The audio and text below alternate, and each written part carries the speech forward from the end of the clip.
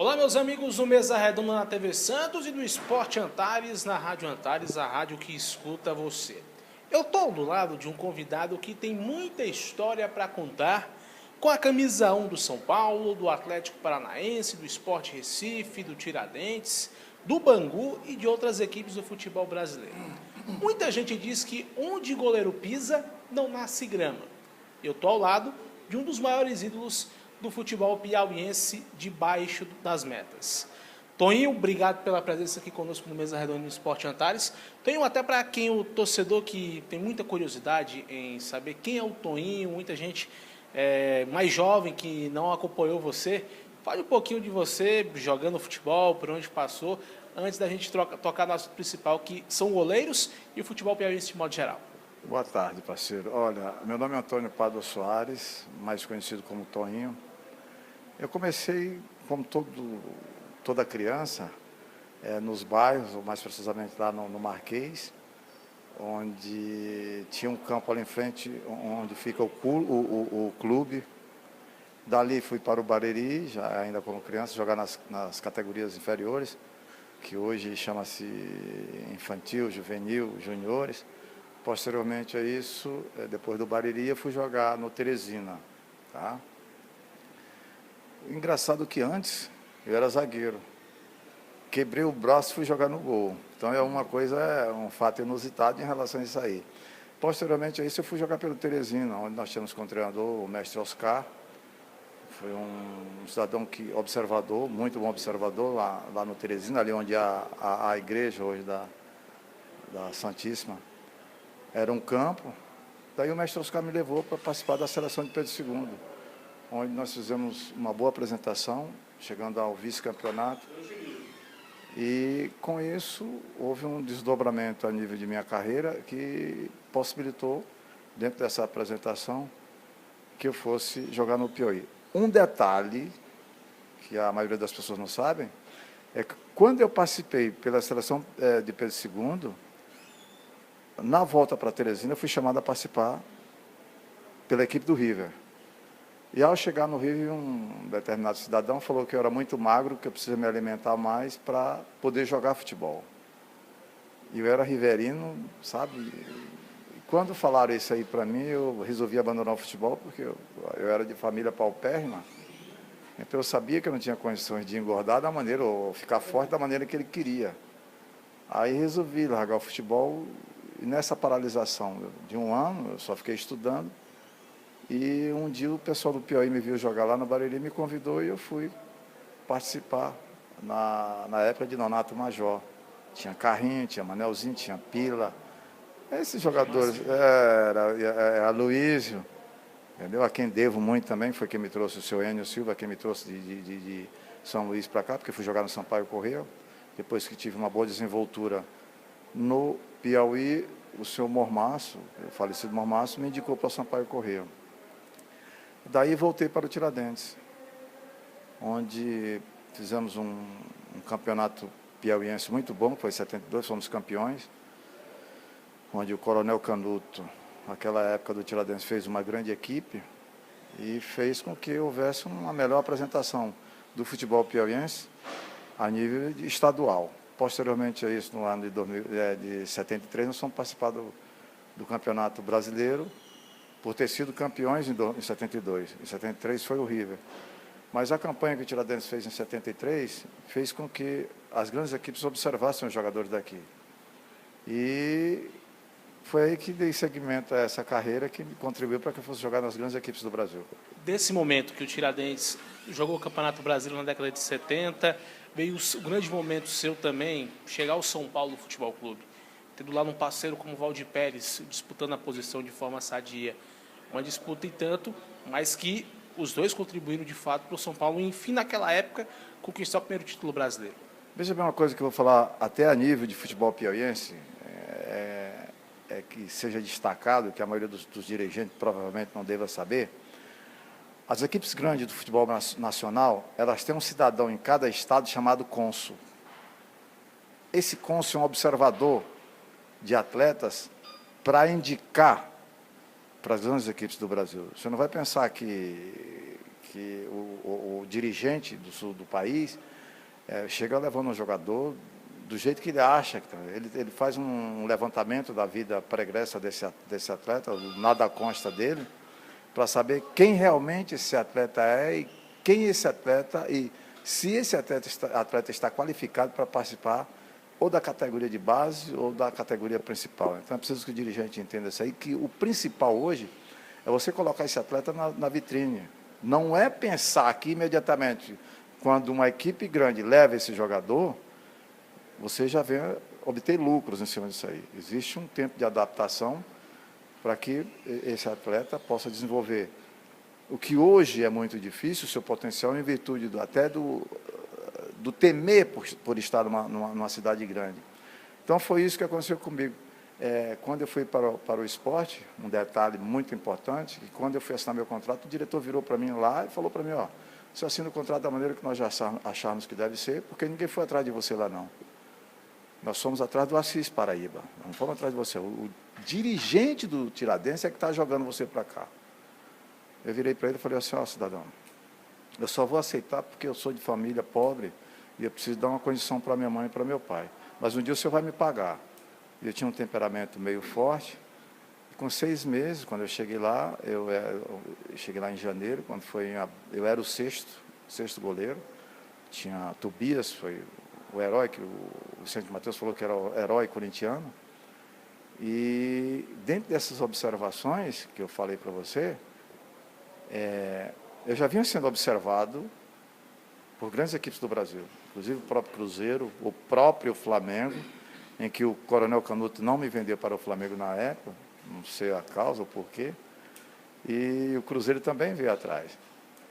Então, nessa época, o esporte, eu era o 6º goleiro quando cheguei lá em janeiro. E ao ouvir o diretor falar isso aí, eu guardo até na memória esse nome, porque as coisas ruins te marcam, né? Dr. Edson Muri Fernandes, eu falei para ele que eu ia aceitar em virtude da condição que eu falei, mas um dia ele ia me pagar. Quando foi em abril, eu era o primeiro. No final do campeonato, eu fui o goleiro menos vazado, fui o melhor goleiro. Numa bobeira do Tobias, eu entrei para jogar. Nós perdemos para o Náutico 2-0 e ele andou fazendo umas coisas lá que contribuiu para que o então Duque, na época, que era o treinador, me colocasse para jogar. Nunca mais ele entrou. Coincidentemente, o Tobias foi vendido para o Corinthians e eu fiquei. Mas Deus, diante de tudo isso aí, me ajudou e fez com que eu tivesse uma boa participação no Campeonato Brasileiro, que contribuiu para que eu fosse indicado para o São Paulo, porque o Valdir Pérez estava na seleção brasileira. Daí, eu fui trocado pelo Mauro Madureira. Só que um detalhe nesse meio termo de participação no esporte, cheguei para ele e pedi para ir embora. Para esse Edson Muri falando, agora eu não quero mais ficar aqui, quero voltar para o Piauí, porque deu na minha telha que eu tenho que ir embora. Ele virou para mim e falou assim, você está ganhando pouco? Eu falei, não, eu ganho aquilo que o senhor achou que deve ganhar. Ressaltando um detalhe, que muitas vezes o atleta, ele tem que ter um grau intelectual dentro do que requer o setor de vida, de trabalho, de qualquer coisa, para que quando ele encontre um diretor que acha que a situação tem que ser favorável a ele e não benéfica para o jogador, ele saiba como discutir determinado tipo de coisa, determinado de assunto, para que ele não seja passado numa condição até de analfabeto.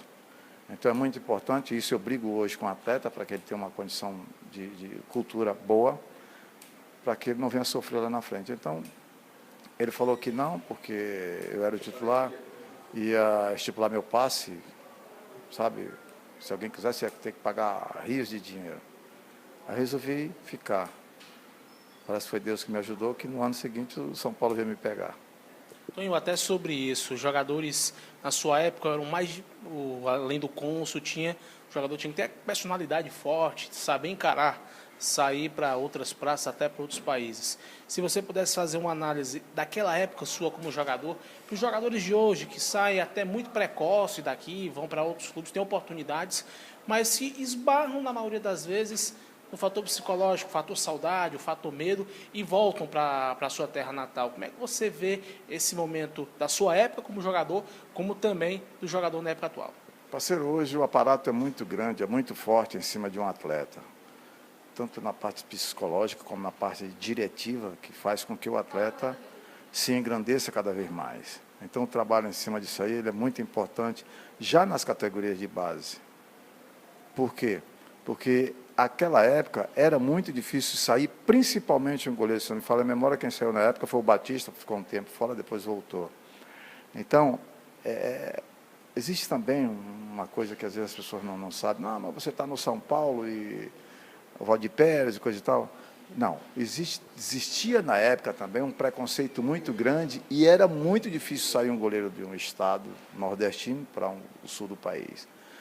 Então, é preciso que se entenda de que você tem que ter personalidade. É o principal, a personalidade. Saber o que você vai encarar lá, porque você passa... você tem que se preparar, porque você vai passar por situação que é constrangedora, entendeu? É humilhante. É humilhante. Eu estou vendo esse negócio aqui hoje, negócio porque chama negócio de negro, que chama aquilo. Você passa por isso aí. Principalmente para você nordestino. Entendeu? Para você ter uma ideia que lá no São Paulo, os caras me chamavam de baiano, me chamavam de gringo, por achar que o próprio Muricy, que é meu parceiro, o Serginho Chulapa, falava que eu era gringo. Entendeu? Pô, isso aí ele fala umas coisas que é de outro país. Então, se você não souber encarar esse tipo de coisa, a sua tendência é voltar, porque você não vai aguentar aquela pressão que é feita sobre sua pessoa, onde você tem que encarar. Às vezes você tem até que partir um pouquinho para a agressividade, porque se torna uma coisa humilhante. Não falando que esses meus amigos faziam isso comigo, entendeu? Mas as pessoas que não te conhecem e acham que o nordestino... Eu cheguei a ter um probleminha com um cidadão que é do Rio, um carioca, que hoje trabalha no futebol carioca, que ele falava para mim que aqui no Piauí era onde o Satanás, o vento fez a cura, que o Satanás passou por aqui, tão quente que era. E como eu nunca tive medo de ninguém, eu parti para cima dele. Espero que ninguém faça isso, é isso que eu fiz naquela época, porque você falar mal de tua cidade, do teu estado, é a mesma coisa que você falar da tua família. Então, um estado, um país é a tua família. Tanto é que quando se toca o hino de um estado, o hino de um país, posiciona-se numa condição de respeito ao teu hino, à tua cidade, ao teu país. Então, você tem que saber encarar e saber assimilar o golpe que você toma quando você chega em outro lugar. Entendeu? Eu fui morar lá em Curitiba, onde o racismo era muito grande. Desculpa os ouvintes aí, é o que eu vou falar. O cara chegou a cuspir na minha cara, cuspir dentro da minha boca. E foi no final de uma partida, na partida seguinte, foi contra o Toledo, na partida seguinte era uma decisão. Eu tive que aguentar, sabe, esse negócio que está ouvindo aí, negócio de macacos, isso aqui entra no meu ouvido e sabe, porque eu já me incorporei a uma situação que eu ia encontrar quando cheguei lá. Muita descendência lá no Paraná, muita descendência de germânica, italiana, às vezes e você tem que se adaptar ao meio. Se você não tiver uma personalidade forte para poder encarar essas situações adversas, a tendência é voltar. Por isso que os clubes hoje vêm pegar lá na raiz. É o que deveria estar sendo feito aqui, porque eles vão manipular, vão direcionar do jeito que eles querem. Toninho, também tem uma curiosidade até, você que viveu um momento de fama, teve um momento da celebridade, mas para todo jogador eu acho que o momento mais difícil é o momento de pendurar as chuteiras. Eu acho que eu imagino que é uma preocupação saber como vai parar, se estruturalmente, tanto financeiramente, mas a vontade do atleta continuar, mas chega um momento de parar. Como foi para você no momento que você decidiu por encerrar a carreira e também se preparou para as novas funções, que pouca gente sabe, você teve oportunidades como agenciador, observador de jogadores, teve oportunidades também fora do país também de poder observar atletas. Como foi para você também esse período de transição? Goleiro, depois de encerrar a carreira e partindo para essas novas empreitadas. Veja bem, você tem que ter uma cabeça, por isso que eu te falei anteriormente do grau cultural. Você tem que se programar. Você tem que estabelecer metas. E eu tive pessoas que trabalharam comigo, principalmente o senhor Geraldino, que era um treinador, falou, você pode ser um treinador assim como o seu Formiga falava no São Paulo. Porque a maioria das vezes, dentro do São Paulo, próprio um treinador que eu não vou falar o nome, aí vai me trazer problemas, ele chegou no São Paulo e... nós vamos jogar assim, assim, assim, assim, o esquema vai ser esse. E eu ficava lá atrás observando. Imediatamente, meu companheiro, quando ele terminou, alguém tem alguma coisa para falar? Um jogador chamado Cezinho e Zé Sérgio falou, tem, o baiano tem lá atrás. E eu levantei e falei, chefe, aqui nós jogamos assim, o sistema é esse aqui, joga assim, o Almir marca, não sai da cabeça da área, o Renato gira, fica na frente de Serginho e Zé Sérgio pelo lado esquerdo, Serginho, como é canhoto, entra na diagonal, por dentro, e o Paulo César é quem volta para pegar junto com Ailton Lira, junto com o Paulo César. Não. O senhor não queira mudar aqui não, porque não vai dar certo, do jeito que o senhor quer não. Então, você vai ter que se enquadrar aquilo que é jogado aqui. Então, nesse período já existia uma condição onde os treinadores falavam que eu, dentro da observação que eu tinha, da visão que eu tinha, era possível ser um treinador lá na frente e um observador, até como auxiliar técnico. Isso aconteceu porque eu fiquei trabalhando no São Paulo e em outras equipes, junto com o Dario e com o Roas. Então, essa é a preparação que você, quando você vai parar, você tem que se condicionar e saber que você vai sair do eu do futebol. Você tem que saber se preparar psicologicamente, que você vai deixar de ser chamado a dar entrevista, você vai ser... Raro, né? Exatamente, você vai ter que ser chamado a participação em eventos e outras coisas mais que envolve a própria sociedade e envolve o futebol. Então, você tem que estar preparado para isso. E eu me preparei durante 2 anos lá no Atlético Paranaense, onde eu procurei evitar o assédio, sabe? Você vai evitar o assédio das menininhas, o assédio de quem te chama para participar de festas, de eventos. Então, você procure se afastar, porque aí você vai ter não vai ter um choque. A maioria se entrega à bebida, a maioria, às vezes, se entrega às drogas, por saber que está saindo do ápice da coisa. Então, ele tem que ser muito, muito preservado, muito reservado, em cima disso que ele pensa que vai fazer no segmento. Por isso que, às vezes, conforme eu falei, existem atletas que não se condicionam a isso e tem problema no segmento de vida, até com a própria família. Família, existe uma separação, se bem que a separação hoje está dentro da normalidade. É como as pessoas falam aqui, casa hoje, separa amanhã. Não é por aí, tem que ter uma responsabilidade com quem ele vai assumir, para que amanhã ele não tenha problemas, que ele passe a ter filhos. Então, essa condição, o atleta tem que se preparar, porque não é brincadeira. Se ele não tiver um controle emocional, um controle psicológico, a nível até de ajuda externa, ajuda de amigos, ele tende a ter problemas. E isso aqui eu fiz, tanto é que no dia lá em Santos, terminamos de jogar, nós perdemos o jogo para o Santos 3-0, quando eu cheguei na mesa à noite, falei, larguei, parei, não adianta me convidar. Mas com um mês depois que eu havia parado, até porque também eu já estava sentindo que estava começando a aparecer as gordurinhas, conforme a gente chama no meio futebolístico, as cartucheiras, eu já comecei a observar a bola entrar. E comecei a gemer, eu falei, não dá mais. Mas nesse intervalo de tempo, o Cláudio Duarte, que era o treinador, foi meu treinador na época, junto com o Tassini, me chamou para ir para o Grêmio, para participar de uma Libertadores. Falei, professor, deixa eu lhe falar um negócio aqui. Eu já estou empregado aqui no Atlético Paranaense e eu não pretendo mais jogar, porque são só 3 meses, de repente eu vou sair e vou para onde? Aí ele falou, tá bem, negão. Ele me chamava de negão, né? Tá bem, negão. É isso aí que eu tenho que falar. Se o Leão não tivesse me mandado embora na época que ele chegou no Atlético Paranaense, talvez eu estivesse lá até hoje. Porque teve dirigente que falou, bota o professor lá na categoria de base, porque esse treinador que está chegando aqui agora não vai demorar 3 meses, porque ele tem choque com todo mundo.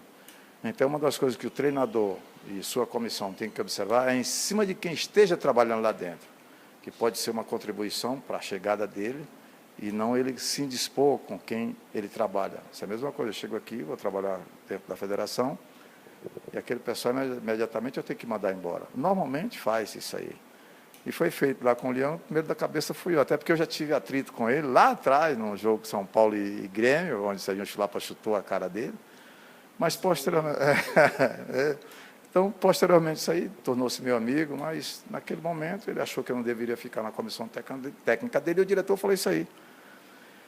Aí eu fui trabalhar em outra, porque eu era auxiliar técnico, eu era treinador de goleiro, depois passei a treinador do Atlético Paranaense, e nessa bolada toda aí, nesse andar todo aí, de repente ele me mandou embora e eu fui trabalhar de outra coisa. Mas, imediatamente, o senhor Tele Santana, que Deus o tenha em bom lugar, juntamente com o Muricy, que me chamaram para participar da categoria de base como treinador de goleiro.